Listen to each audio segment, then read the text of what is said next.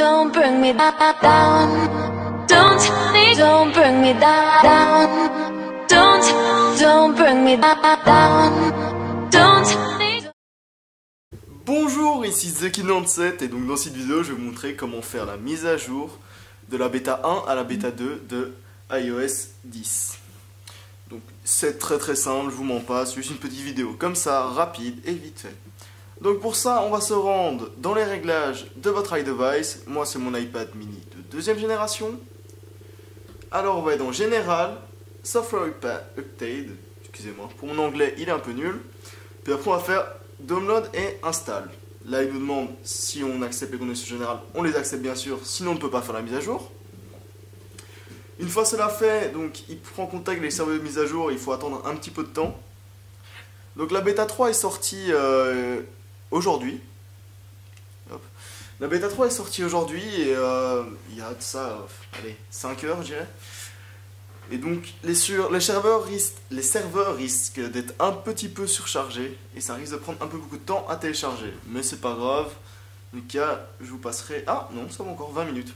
Donc je vais vous laisser là. Je vous reprends quand il a fini de télécharger la mise à jour. Je vous passe cette partie-là en accéléré. A tout à l'heure.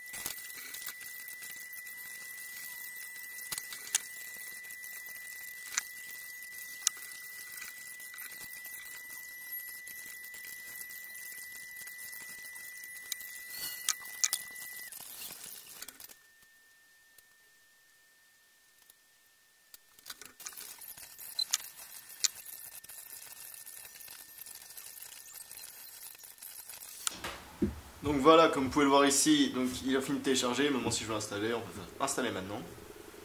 Il vérifie donc la mise à jour.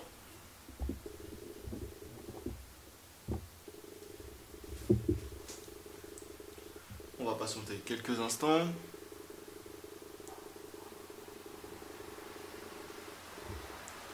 Voilà, donc là l'iPad va s'éteindre pour se rallumer par la suite. Voilà, il s'est éteint. Maintenant il va normalement se rallumer.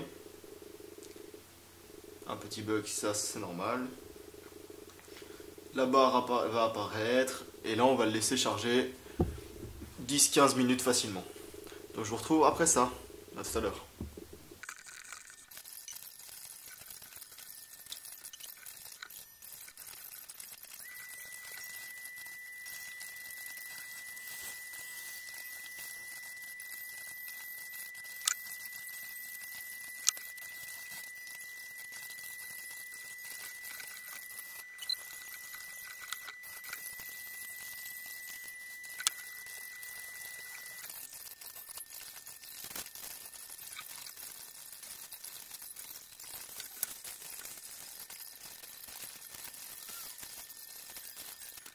Donc voilà, comme vous pouvez le voir, l'iPad a fini sa mise à jour.